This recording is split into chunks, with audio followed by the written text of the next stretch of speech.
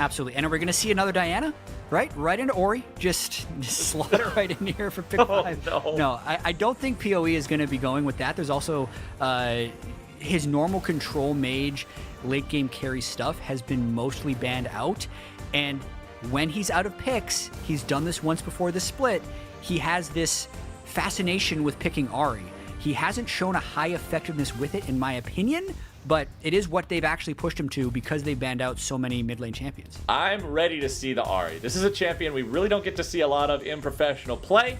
He'll have the opportunity to maneuver around a lot of immobile champions. Trundle, Orianna, Aphelios, all with no gap closers or dashes. Aatrox, of course, does have his Umbral dash to move him short distances. Nautilus can move around with his hook.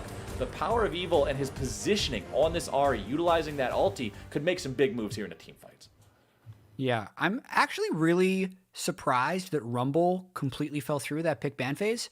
But overall, I am excited to see this draft. Just, I think both teams put together a lot of tools that can make for an interesting game. And you already talked about the importance of not just playoffs, but top 4, because in all our previous years, it was always top 2, right? Like that's what got you the bye. You were in playoffs or you were top 2. That was the distinction.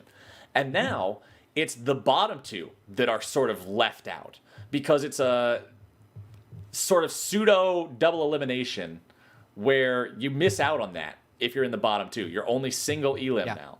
So the difference between 4th and 5th is actually pretty massive. It's probably the biggest difference in placement in the top 6, for sure.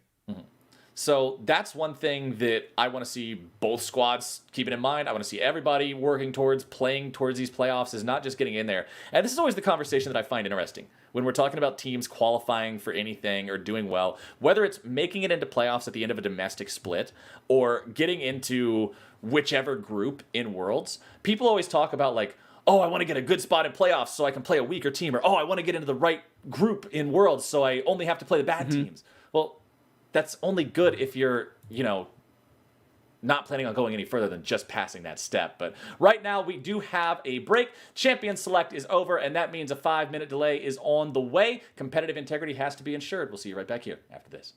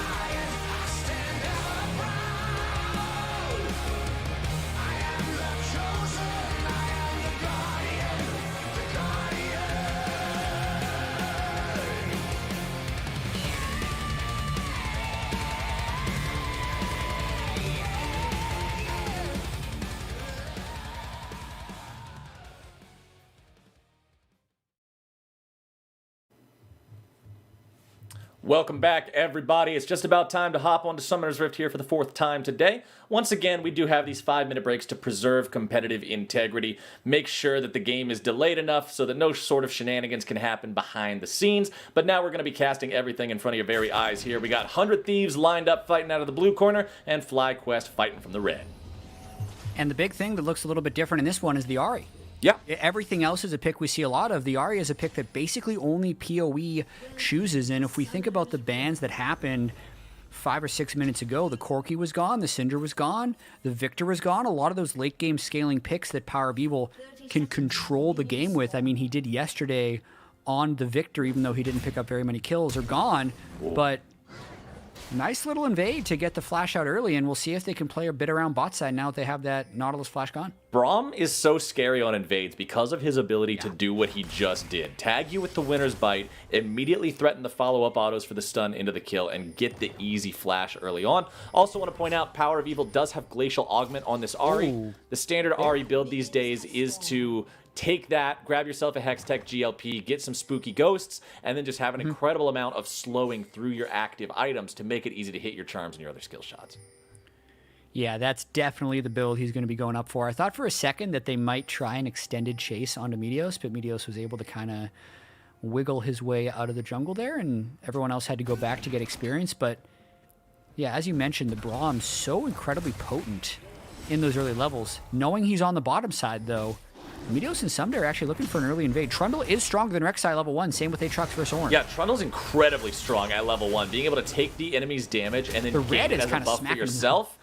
The red will hit him a few times and make the trade come out more even than it otherwise would have, as Meteos and Ssumday both continue walking around. They're not willing to stop here just yet, but it's a different kind of 1v1 that's going down up here. Ignar walking away. Doesn't need to expend either summoner spell because he knows his opponent doesn't have a flash to use. Meteos and Ssumday are still invested in this red buff. They are not willing Whoever to gets stop. it wins. A smite fight is going to change the way this plays out as Meteos grabs that red for himself. It's first blood over to FlyQuest, who will grab the kill onto Ssumday. Meteos still trying to make his escape as Power of Evil comes around. Will Solo make his way forward to help this too? Power of Evil not going to find the charm onto Ryoma, but he will manage to get the orb. Meteos still hanging out here in this brush. He does not lose 1v1 against this Ornn, and now with the flash into the chomp, into the auto attacks, Solo's forced to flash over the wall defensively. Meteos will retain control over the area and look to steal away even more. Jat, what the hell is going on level 1? I wish I had an answer for you, man. This was just, you get started with a jungle invade, and then you're just daring the other team to back down first. And that's how you end up in situations like this. Because, like, ultimately what happened, sure, Meteos won the smite fight, but it looked like PoE's Ahri got push, if you look at the minimap, and was the first to be able to get here. So even though Meteos won the smite fight, it meant that the escape was too difficult. I'm a little surprised that Ssumday didn't flash over the wall. It would have at least forced like multiple follow flashes to stop him, but probably because they were invaded in the other team's jungle, it was okay. And what's really interesting about this is Solo stuck around to continue harass on Meteos when Ssumday teleported back. So even though Ssumday died, he's got a full level on the Ornn now. A full level and 11 CS to 0. Solo knows he can't walk up against that Aatrox when Ssumday has all 3 abilities and Solo's only level 2. He'll just get Infernal Chain and comboed to death. So he's got to hang completely back until this wave collides with the turret. But the problem is, oh, by the way, there's those Infernal Chains I was talking about. Nice use of the Bellows Breath to go unstoppable there and make sure that he doesn't get yoinked back. Solo's going to get denied. Yeah. I think here. All these minions, this wave is pushing towards Ssumday. And as long as he's able to control this, how does Solo get any farm? Yeah, he's got to greed. He's got to basically just walk up, get enough damage down on these minions that the rest of his minions will finish. And Santorin has defensively pathed up here to make it safe for Solo to push in. Ssumday still has flash if Santorin goes for a gank here. Ssumday throwing down the chains. Should be here, though. There's the CC. There's the follow-up from Santorin. Ssumday, even with the flash, he decides not to use it because he's dead anyway. Santorin and Solo working well together. That's what a top laner dreams of. A jungler that's going to get him out of hot water. Oh, my goodness. And that could potentially be a tilter for Ssumday. You think all the way back to level 1, helping on the invade, gets him killed. He teleports back, gets control of the wave, freezes it. And then if Meteos is there to cover, they win that 2v2 every time. Yeah. But because it was a 2-on-1 gank, he ends up falling and losing his Oh, place. whoa! Flashing into the charm, coming out from PoE, but he's CC'd underneath the turret, and he will almost fall. Cody's son with a flash to grab the play. Ryoma makes a TP down, and 100 Thieves bite back. Okay, that was... You okay there, buddy? I don't know what Power of Evil was thinking there. He was thinking he was going to land the charm. Yeah. I think that's as far as he thought. He was thinking his opponent had no flash. Yeah, and he was completely under the turret and just got completely destroyed. That swings the game back over in 100 Thieves' favor, because now the 0-2-0 someday actually doesn't matter in this case because he's up against a 7 CS at 6-minute Ornn. We're going to watch this play one more time, and he missed the Q, which is a big thing, but even if he lands the Q, it's not enough damage to kill. He just... huge overestimation of his damage right there, and then a timely teleport matched by Ryoma to make it an additional kill. And we're not stopping anytime soon, my friend. Santorin with the flash into the knockup. Meteos is the target. 100 Thieves looking to pull themselves back here as Power of Evil rotates over to the fight. Charm not going to find anything. Meteos still hanging around. Smite is ready. Smiting this Scuttle Crab will give him a massive infusion of HP. Doesn't even need to do it. It is surrendered by FlyQuest. Yeah, 100 Thieves looks like they're in a really, really good spot. We know how well they can deal with enemy tanks in late game team fights. Ryoma's Ori is off to a good start. And Meteos' Trundle, even after all those level 1 invade shenanigans and Santorin picking up 2 kills, is completely fine in this game. So in terms of like first 7 minutes of the game, if I tell you, all right, at 7 minutes, your 100 Thieves, Sunday's going to be 0-2-0. That feels You bad. don't think you're winning the game. Yeah, that feels bad. Yeah, but actually they're up 1,000 gold and a Drake. So things are going unexpectedly well for 100 Thieves so far. Comes Santorin. Flash away from Ryoma. Very nice use of the ult. He might be able to grab a return kill. Not quite, but that was real close to being slick as Meteos moves forward. Power of Evil. No flash ready, but he's still able to maintain enough distance to get away. Ignar eats quite a lot of damage from that combo from Cody's son and Stunt. Auto attacks continuing to come through onto the turret now with all those little tiny spinning shurikens around Cody's son. Allows him to put down so much damage. Yeah, get the plate early, so that bottom lane is definitely pressuring fairly well. Stunt probably going to have to reset after that one, but it means things are in control. Talking about that mid lane gank one more time, it kind of needed to work, actually. The fact that Santorin ended up getting pulled into turret, but I believe got a Triumph heal after the kill came through is what ended up saving him, so it keeps this game competitive. Still a nice CS lead in the top lane for Sunday's Aatrox over Solo's Ornn. Santorin level 5 here on this Rek'Sai 2-0-1. I talked in a previous game today about how when you draft Rek'Sai, I want to see players be very active, very early, very often. And so far, Santorin is doing just that, enabling his team to set these plays up and being a part of everything. Meteos and 100 Thieves, they're working together. They got a 3-man squad here to take down the Rift Herald. It'll be a nice early take on that one. They'll have the entire duration of it to still use it to try to get some plates. We'll see where Meteos wants to take that next as a TP comes in from Power of Evil to get himself back in a mid lane. I actually think this is a situation where it might be good to use it bot. Bot already took 1 plate. I don't think they want to open up Sunday's lane yet. Oftentimes when you open up the Aatrox lane, I've talked about this before in 100 Thieves games actually, where Sunday was really far ahead and they opened up the top lane. Yeah. It's possible that his lead stops there, but in situations where he doesn't even necessarily have a lead, opening up top can actually be even more detrimental to the Aatrox. So we'll see what 100 Thieves does. Most times Rift is used top, but I think bot lane would be the proper use of it this game. FlyQuest are heading people down towards the bottom half of the river right now. A flash away from stun is going to be followed up by a connecting charm from Power of Evil. However, he still has the ultimate ready to go here. Meteos swoops in just to make sure they won't chase this one any further. Meanwhile, Turtle is grabbing some plate money here in bottom lane. Picks that up for himself before Cody's able to get back and stop it. But here comes the Goon Squad. Thinking about it. Ignar and Santorin maybe looking to make a dive here as Cody's son does slightly win out on the trade here versus Wild Turtle. But 100 Thieves are bringing in the cavalry. They found the route onto Ignar, looking for maybe a little bit more follow-up, but there's so many members of both sides here, man. I just don't think they're willing to make that risk. Yeah, everyone was in on that play. They kind of knew what was coming. Cody Sun and Wild Turtle fairly aggressively trading because they both knew that their team was coming and they both thought their team was going to arrive first. And yeah, neither team really willing to overextend there, and they end up just backing away. You can see the teleport back available for both top laners here too. Summoner Spellbook had something else there for Ornn, but has now switched back to the teleport. And you'll see Cody Sun backing up completely out of mana. Is not a state where Aphelios wants to be, as Santorin moves towards bottom lane here once again. With Ignar coming around from the side, they may be able to make something happen here. Hook gets him away, but they're still looking to find the CC. The stopwatch will prevent Stunt from being in any more danger. Super timely usage of stopwatch there by Stun.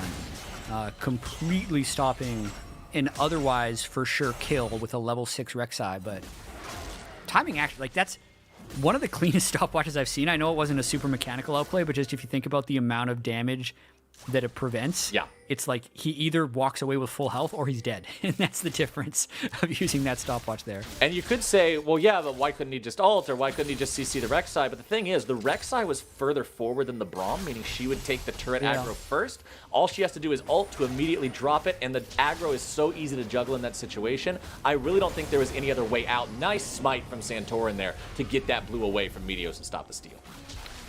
Here's the bot lane Rift Herald, I think. Going to be able to break that turret as the setup before the Drake, and they give all the gold on Cody Sun. Having Aphelios as a late game win con when you have a Trundle on the team as well to shred the enemy tanks is really important. But even though that goes down, Meteos is kind of caught out. Meteos looking for some damage onto Turtle. He has used the Subjugate, but now he's in the middle of 3 different members of FlyQuest. Ornhorn goes out over the wall, finds a knockup on the 2. Power of Evil coming around from the side. Ignar in some trouble, going to be chased down now. Cody Sun's got the range, got the damage, got the chakrams, got the kill. And that's another one in the pocket of 100 Thieves. Bullet time is raining so much hell down onto these guys. Stun and Ryoma will try to get away. Someday looking to save anybody, but it does not look like it's going to come through. He may get a revenge kill at least. Double kill to PoE, double kill to Someday. Over the wall he goes, looking for the Infernal Chains, looking for the kill, won't be able to find it. It is a bloodbath. Time to throw down once again. So many moments in that fight, Captain Flowers, where it was one hit away from turning in the opposite favor. So Meteos actually buys so much time towards the top of this. We're all just kind of waiting for that Rift Herald to charge so Cody Sun can join the fight. Cody Sun gets solo gold, and then Meteos is like, you know what? I'm just going to battle with Wild Turtle and wait for my teleport to come in. When it finally does, Wild Turtle has no health, no flash, no heal, and it gives Someday some free time to fight. But then look at the bottom where Power of Evil is able to come in, and he actually plays this fight really well, basically solo killing Ryoma for most of this. As he missed, maybe it was a little bit better in my memory. Lands the second charm at the end, because I saw he missed one of those Qs. And then Someday just kind of flailing around in the middle of this fight. I thought he was going to be able to pick up a triple here, but Solo had enough cooldowns to escape. It was so close. Solo was just fast enough to get away from that chain. That was a fraction of a second away from snapping him right back into Someday's waiting jaws. Man, 100 Thieves looking good. I mean, can you imagine a world here where FlyQuest would lose and we have a tie for second at 9-7, which would happen if they continue doing this as Meteos? The fighting never stops this game, and I am about it. Meteos and Stun now going to be the ones under fire. FlyQuest coming in 5 men strong. Meteos down to 100 HP, but Stun's the one to die first. Ryoma finds a real big shockwave, but it's way too late. Yeah, no Ludens on Ryoma yet, so no damage to go down there. I didn't catch who won that Smite fight beforehand, but it was definitely Meteos going for the red buff steal. And FlyQuest, they completely stay in this game. 4 kills onto PoE's Ahri. So we talked about how he calls back on this pick. The question will be, can he carry with it? Ooh, setting up nicely there. Notice how he used the actives, he got the slows, and then when Ryoma was stuck on the glacial augment zones, he went for the charm to force the flash away from his opponent. Well done by Power of Evil. Exactly how you use this build. Yeah, it's a slower build. Like, it's not necessarily the quick burst assassin that you see out of all these other people, but like the GLP Twin Shadows Ahri is weirdly just this combination of utility and mobility, which is why it never, to me, feels like it's hard carrying a game, which is why I'm really intrigued to see PoE play it and have 4 kills early, because maybe this would be our chance to watch a Glacial Augment Ahri really take over a pro game, because I off the top of my head, can't remember it happened. Rift Herald started up here. Second Rift Herald of the game. 100 Thieves seeing if they can secure this one like they did the last one. Ignar finding Someday here in the brush. Gets hit by the Infernal Chains. Not too worried about it. Shelly at half HP. FlyQuest. They got all 5 bodies here, and they are ready to fight. GLP not going to find anything there for Power of Evil. The ball in the middle of the river, daring FlyQuest to walk over it. Now Santorin's going to be caught out, has to try to get himself away. Going to be taken very low. One more club upside the head, and Meteos has his number. There comes the pillar, and here comes 100 Thieves. A nice shockwave this time. It is perfectly on time, and that's shutdown money for Someday. A 3-for-0 plus. They grab themselves the Rift Herald control. They grab themselves everything in that fight, and now they're marching it down mid. They completely steamrolled them in that fight. The shockwave came all the way back up for Ioma. Still doesn't have the Ludens. Doesn't matter because the team fight was just such a wash. They basically were able to move right through the bullet time from Wild Turtle to continue that chase. And, I mean, that wasn't even close. FlyQuest without an Ahri ultimate or with a good way of locking people in the MF ult just can't be there from the looks of it. So, Someday has the flank here. Meteos is able to finish it because they started on Santorin and basically bursted him out. Everyone on FlyQuest is in disarray, and when they don't, basically Wild Turtle couldn't stand and fire bullet time because Someday had the initial flank position, so it meant that their combo of Ornn ult and MF ult couldn't work, and that's when things really fell apart. And it's strangely satisfying to me. I feel like you know what I'm talking about, the Aatrox sound every time he gets a killer assist. Yeah. Just watching him bounce around fights. Oof. Well, Someday's getting his revenge for the 2 deaths early on here in this game. Popping off now. Black Cleaver in inventory. Has Caulfield's Warhammer as well. Make sure he's got that 30% CDR so he can slam his way around these fights with plenty of cooldown reduction to make sure the skills get spammed daily, nightly, and ever so rightly. Next Drake is spawning here in under a minute. 100 Thieves have both of them so far. Next one brings them to Soul Point and adds yet another thing for FlyQuest to be worried about. We'll see if the bloodbath keeps going on. I feel like practically every time we've come out of a replay, the teams are ready to fight here again so far in this match.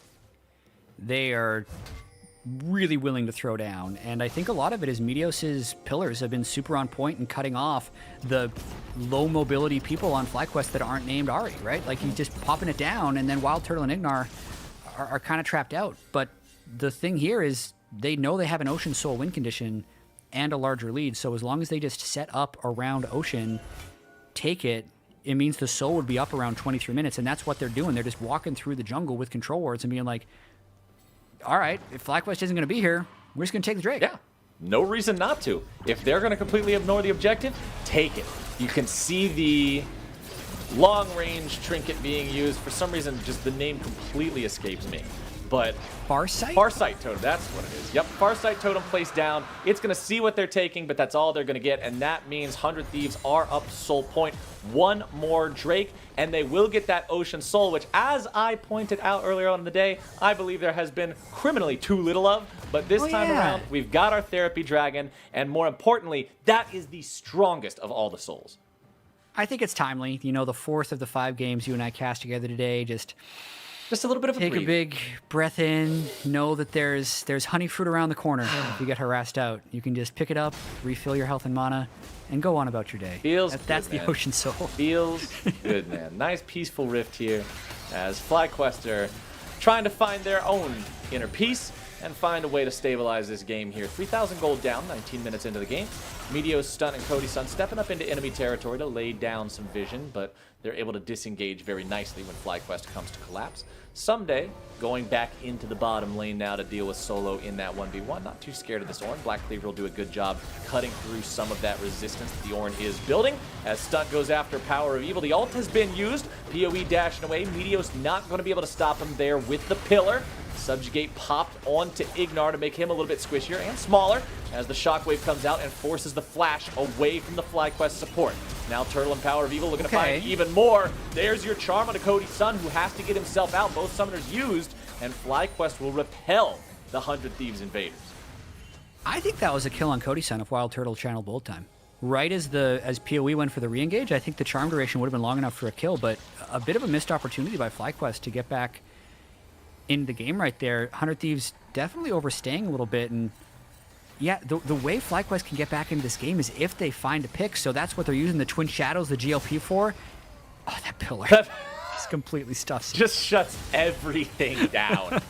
There is no chance to walk through that, as Santorin will, I guess, grab wolves as a consolation prize. Only the big wolf. The little baby wolves are left for Meteos to take as FlyQuest moves back into the river. 20 minutes now means Baron has spawned. Of course, neither one of these teams really in a position to go after that, as Stunt and Meteos work together to force the flash out of Santorin. Big flash burned, especially with the next Drake coming up in 2 minutes and 40 seconds and Ocean Soul on the way. I definitely feel like 100 Thieves is just kind of buying time for that moment, and it's on FlyQuest to try and find the appropriate picks to come back. And the last 2 weeks of the split, Captain Flowers, are going to be so interesting if FlyQuest loses this game, because the compression between 2nd and 8th is going to be so tight. Like, second It's already place is really going to be close. 9 and 7. 9 and 7 is going to be second place, tie between FlyQuest and TSM. We don't know if EG is going to win the final game of the day. They could also be in a three-way tie for second. It's going to be wild. I can't wait to see the Foldy sheet and play with it when it gets made for the Foldy final sheets are week. so hard. I know that you're just supposed to fold them, but I feel like I fold them in the wrong spot because there's a lot of different... All I can say is Foldy sheets make me happy that we have some very smart people who know their way around the numbers. As Power of Evil is trying to find his way around the ruins of an outer turret, as 100 Thieves are once again stepping forward. Meteos here on the front line, soaking up the damage, as the unstoppable Santorin uses the ulti to grab himself a kill before going down. It's a 1-for-1, but quickly about to turn the other way, as FlyQuest managed to grab themselves an extra kill onto Stunt at the end of the fight. Hey, that's the type of stuff that FlyQuest wants to do before Ocean Soul spawns. I mean, Someday wasn't necessarily there. His teleport in was a little bit late. He's the strongest person on the team, so if they can fight around him, they're generally in an okay spot. And, like, it all started because 100 Thieves thought they had this free turret, and it was PoE dodging most of the spells, landing a nice range Q on Arioma to get him low, and then sure, the Shockwave does eventually take Santorin low enough that he gets killed, but that buys time for all of FlyQuest to assist in this one, and a 2-for-1 when they're down 3,000 gold and 3 Drakes is great. FlyQuest not willing to let that second place go. If they do win this game, they will be in sole possession of second. Granted, they're still only one game away from the next closest teams. Everything has just been so incredibly close throughout Spring Split 2020 here. As Stunt walks into the bush, Wild Turtle and FlyQuest are immediately waiting there, but a very nice Shockwave coming out from Ryoma will make sure that it goes the way of 100 Thieves. Solo comes in from the side. Meteo's still tanking up there on the front line. No subjugate available means he is a little bit squishy. He is vulnerable as Solo has to dash away. Good charm. Nice charm on a Cody's son. Power of Evil using the Ahri to make the picks. It's a 1-for-1 jungler traded for AD carry. Oh my goodness, maybe a game-saving charm there by PoE, because now 100 Thieves doesn't feel confident taking this Drake or starting up, and it's buying time for Santorin to respawn. If FlyQuest keep this holding pattern, Santorin will be there first, and they could actually take the Ocean Drake, I would think. Solo's ulti is about to come up. Turtle and Power of Evil will not have their ults available should a fight break out here very soon. Ignars will be available here in a few seconds. On the side of... Watch for Someday. Yeah. He's got ultimate and level 14. We got to keep an eye on that big weapon for 100 Thieves there in the top side. Shockwave again from Ryoma. The cooldown is so low, the damage is so high, and Stun is so dead. Turtle grabbing the kill on that one. As now Someday's coming in from the side, looking to see what he can set up. Turtle in some trouble. Infernal Chains flashed away from, but this critically means control over the river, control over the Drake, control over the soul for 100 Thieves. And Ryoma has probably used the most shockwaves in 23 minutes that I can remember seeing. It feels like as we've been fighting on cooldown, he's been able to actually hit people with shockwave on cooldown. So he used it at the start of that fight, they danced around, he used it again to secure the kills onto Solo and Santorin. And even though the gold is only 3,000, that Ocean Soul is a big value. It does so much. Strongest soul in the game. Having that 24 minutes in, just, it's...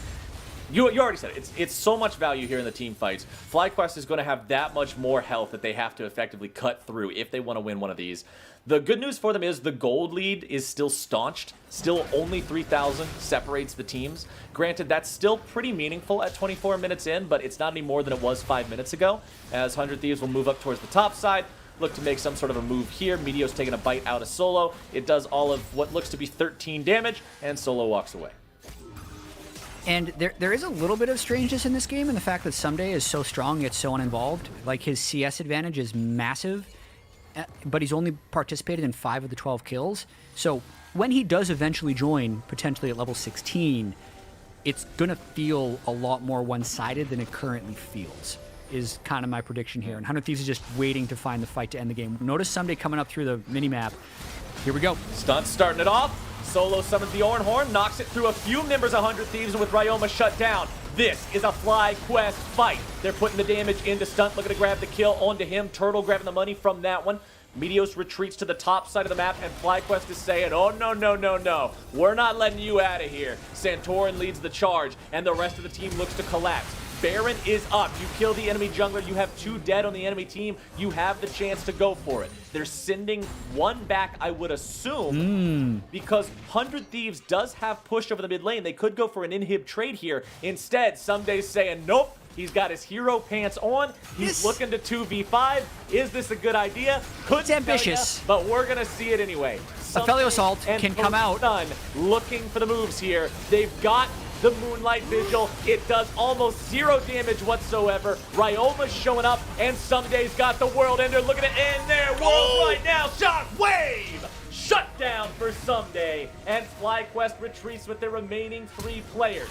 Someday with the flash over the wall will be stopped by the charm from Power of Evil, but Ryoma is still looking to find even more. Someday continues to try to combo his wombo, but he will not be able to. The dash away from Power of Evil's ulti means he can escape. It's once again a 100 Thieves priority game, though. They're the ones with 5 men on the map for the next 20 seconds. They're the ones breaking into the enemy base, and they're the ones taking an end game.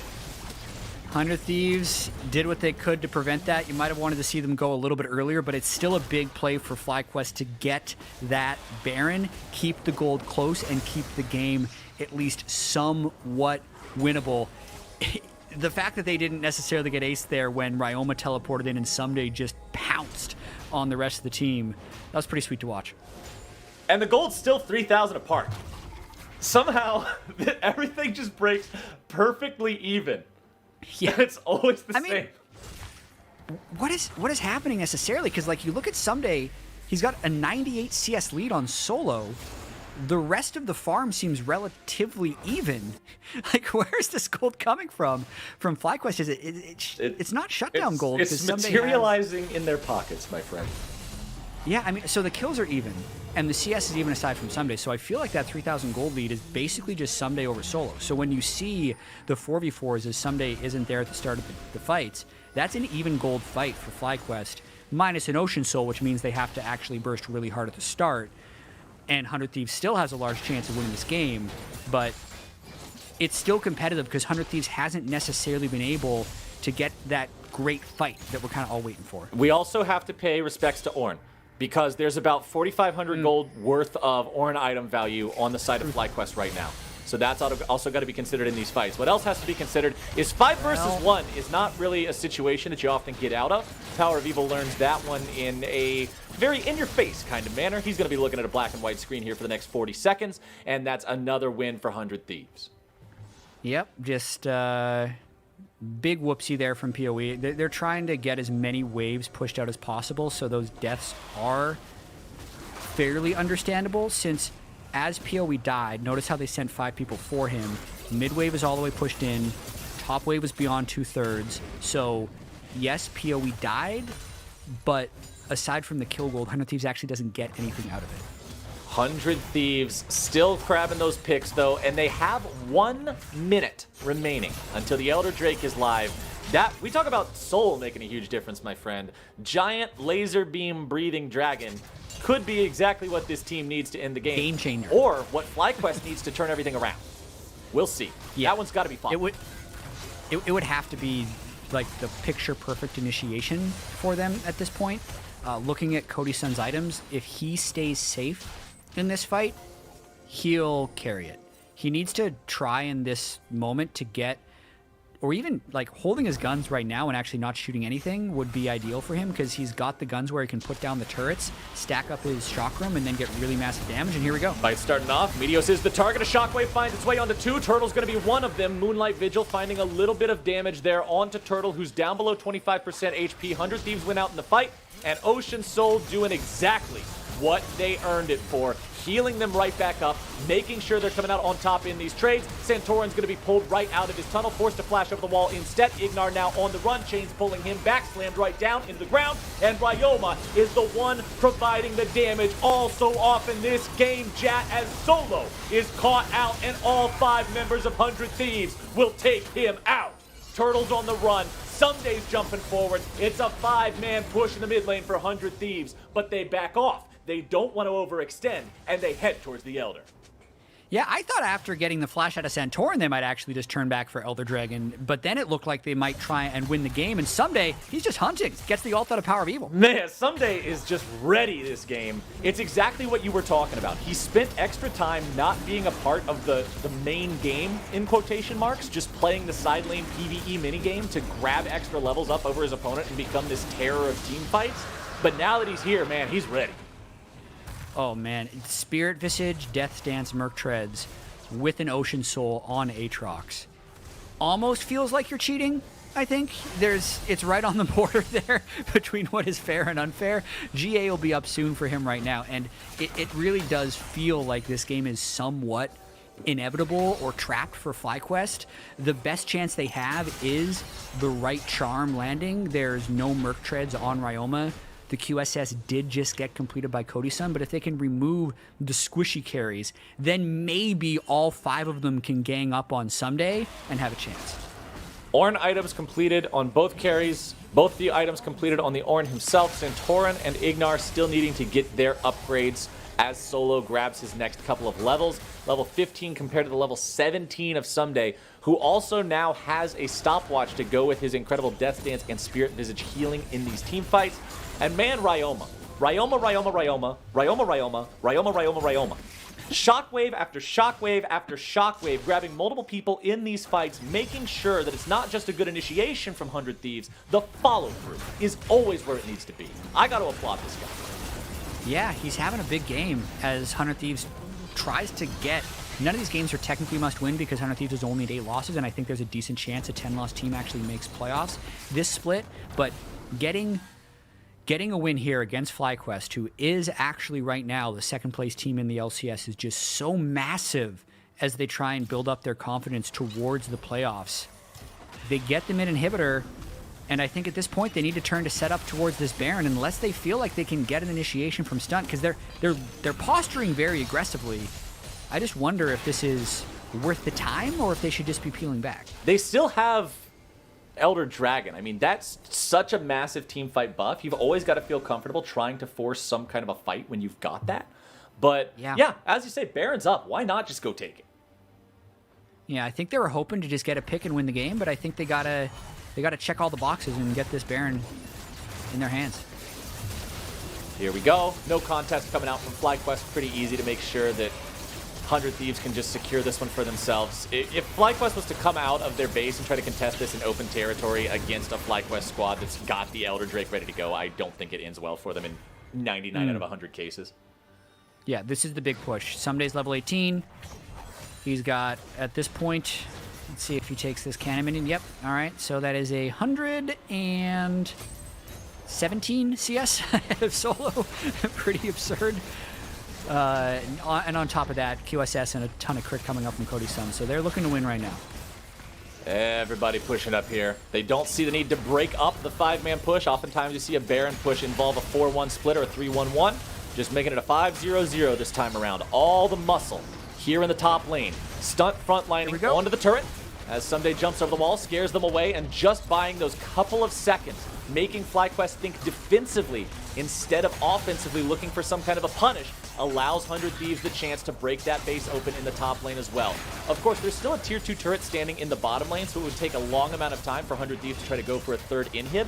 Instead, they're just going to look for the end of the game right now.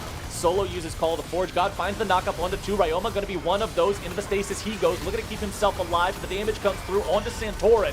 He is killed immediately. Ryoma is kept alive. 100 Thieves are pushing for the win right now. Power of Evil, Ignar, and Wild Turtle trying to get themselves back to the safety of the Fountain Steps. The Nexus turrets are falling, and time is running out.